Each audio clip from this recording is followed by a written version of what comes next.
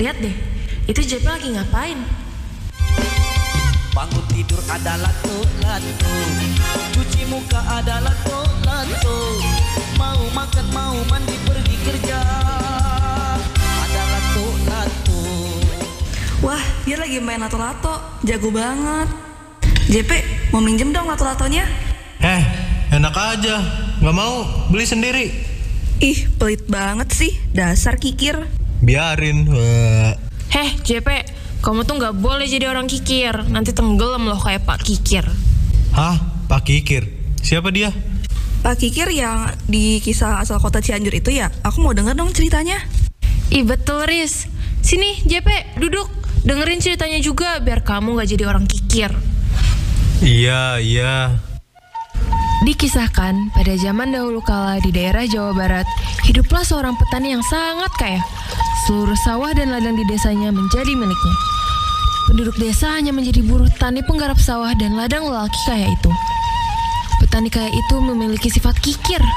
Oleh karena itu, penduduk desa menjulukinya Pak Kikir. Kekikiran Pak Kikir tidak pandang bulu. Sampai-sampai terhadap anak-anaknya pun dia juga sangat pelit. Untunglah, sifat kikir itu tidak menular kepada kedua anaknya. Anak Pak Kikir itu adalah pemuda dan seorang gadis yang baik hati. Tanpa sepengetahuan ayahnya, mereka sering membantu tetangganya yang kesusahan. Menurut anggapan dan kepercayaan masyarakat desa itu, jika menginginkan hasil panen yang baik dan melimpah, maka harus diadakan pesta syukuran dengan baik pula. Karena takut jika panen berikutnya gagal, maka Pak Kikir terpaksa mengadakan pesta syukuran dan selamatan dengan mengundang seluruh warga desa.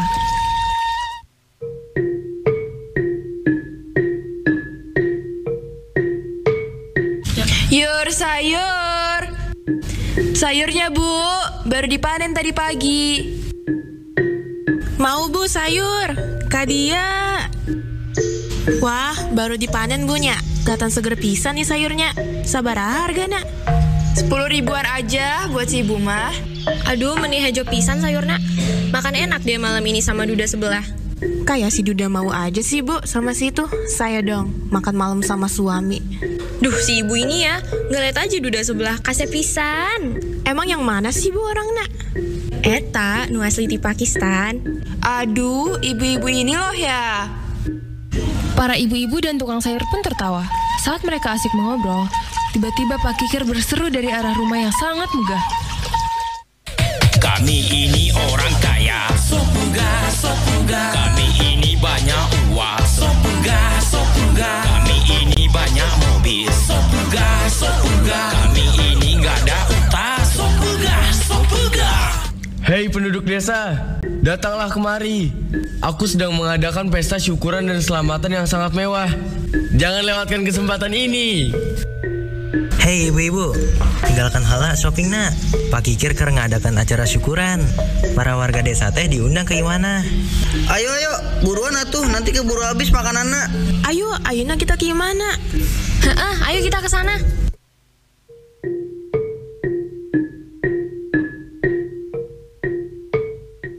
Begitu setelah warga sampai di rumah Pak Kikir. Kita diundang orang terkaya sedesa. Urang kira teh bakal disediakan makanan nungun aja mahal-mahal. Ternyata cuman makanan kos kieu. Tengenah, lagian makananna meni saeutik pisan. Nya tinggal itu para tamu yang lain juga tuh dapat makan. Mending urang teh beli mixu. Duh Gusti, Pak Kikir memang terbukti kikir. Di Pakistan mana ada orang sekikir ini. Berani ngundang warga desa ternyata teh bisa siapkan makanan. Astagfirullahaladzim. Buat apa harta nanu loba eta? Teu bakal diberi berkah ku Gusti Allah. Demikianlah perguncingan dan sumpah serapah dari orang-orang miskin mewarnai pesta selamatan yang diadakan Pak Kikir. Pada saat pesta selamatan sedang berlangsung, tiba-tiba datanglah seorang nenek dan kakek tua renta. Assalamualaikum Tuan, berilah kami sedekah, walau hanya dengan sesuap nasi. Punten Tuan, tolong kami sekali saja Tuan, hanya sedikit saja Tuan. Apa? Sedekah?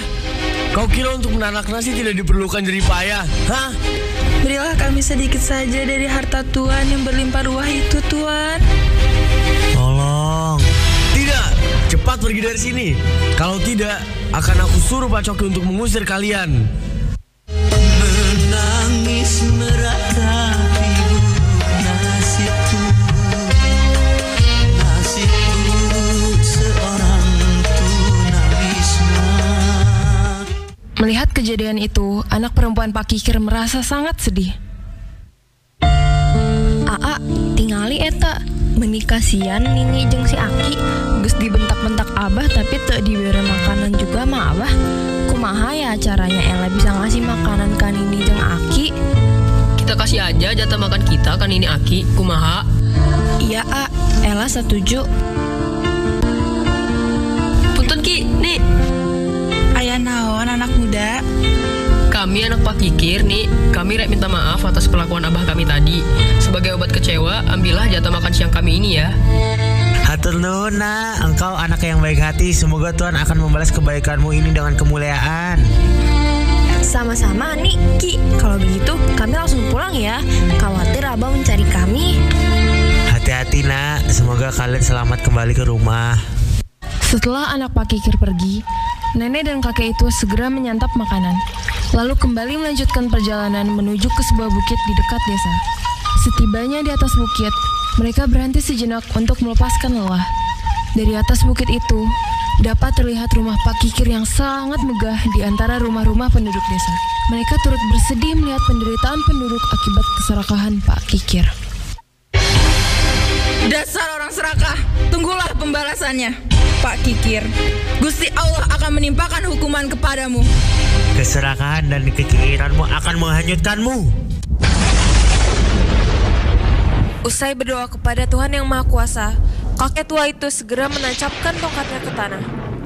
Begitu ia cabut kembali tongkatnya, terpancarlah air yang sangat deras dari lubang tancapan itu. Ah, kunaon tiba-tiba ayolah baca mengalir. Banjir iya. Iya banjir, ayo lari. Hei para warga, kita tak kudu panik. Ayo segera lari ke atas bukit, kita selamatkan diri kita. Kumaha sawajung ternak kita? Tak kudu pikirkan harta kalian, kalian pilih harta atau jiwa? Kita tak boga waktu untuk membawa harta. Nu penting selamatkan heula nyawa manehna. Warga pun berlarian menuju ke atas bukit.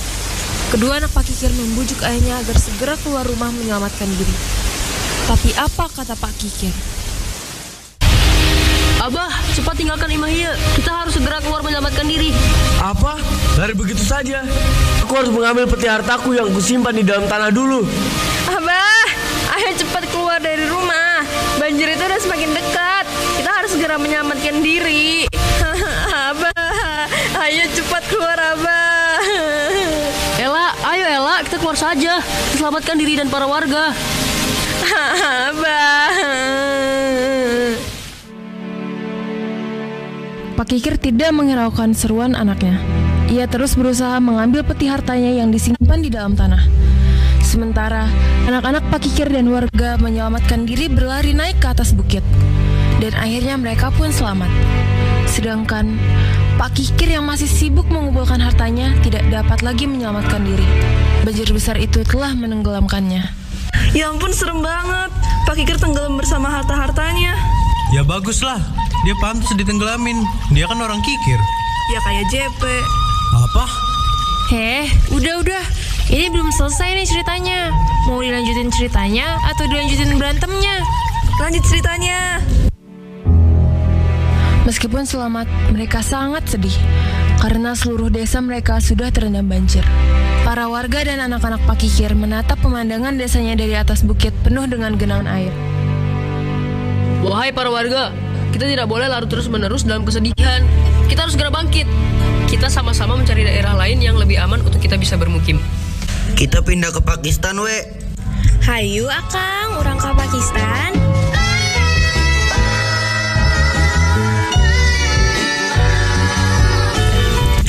Tong bercanda, kita kudu segera cari tempat aman. Bener jangan bercanda terus, genit pisan.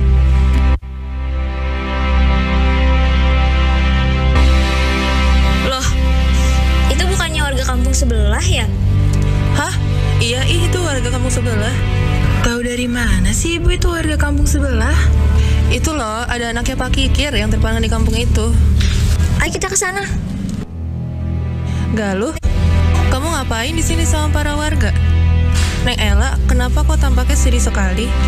Ibu, Abah Bu, Abah. Loh, Pak Kikir kenapa? Terus kenapa kalian datang ke kampung ini? Dari kampung kalian ke sini kan jauh.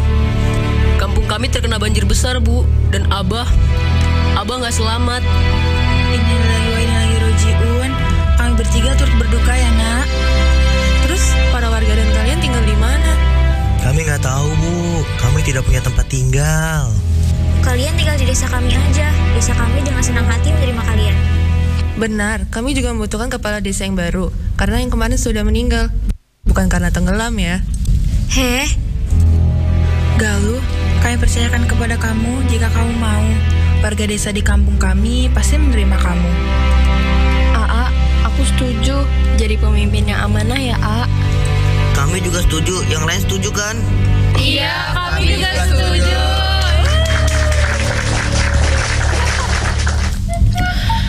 Setelah Galuh, anak Pak Kikir diangkat warga menjadi kepala desa, ia menjadi seorang pemimpin yang adil dan bijaksana, dan tentunya tidak kikir. Tak lama kemudian, setelah membagi tanah secara rata, ia pun menganjurkan warganya untuk mengolah tanah tersebut. Ia mengajari mereka cara menanam padi dan mengairi sawah dengan baik. Dan Ella, gadis itu pun mengajar sebagai guru di desa tersebut. Desa itu kemudian mereka namai Desa Anjuran. Lama-kelamaan, desa itu berkembang menjadi kota kecil disebut Cianjur. Ci berarti air, Cianjur berarti daerah yang cukup mengandung air. Hingga kini, kota Cianjur selain dikenal sebagai kota santri, juga penghasil beras wangi dan pulen. Dari cerita tersebut, juga bisa kita ambil pelajaran bahwa kekikiran dan keserakahan terhadap harta benda dapat menyebabkan seseorang celaka. Tamat.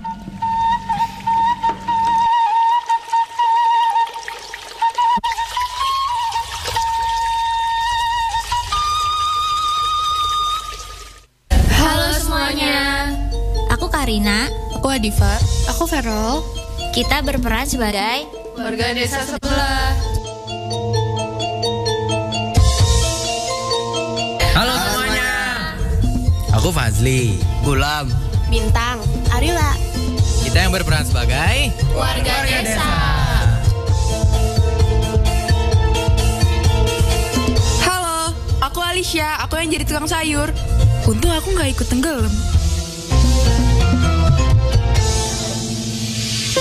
Halo, aku Atala, aku jadi nenek. Salah. Halo, aku Amel, aku yang jadi nenek.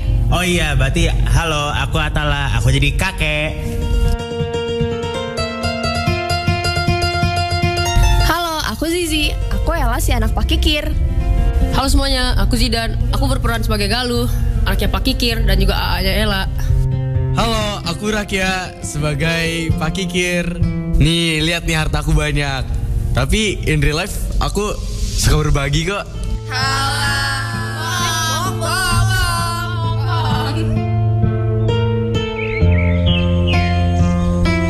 Halo, aku Rizka. Aku yang julitin JP karena dia pelit. Halo, aku JP. Aku adalah Raja Lato-Lato yang pelit. Halo semuanya, aku Kalila. Aku berperan sebagai narator. Kalau nggak ada aku, ceritanya nggak bakal mulai. Semuanya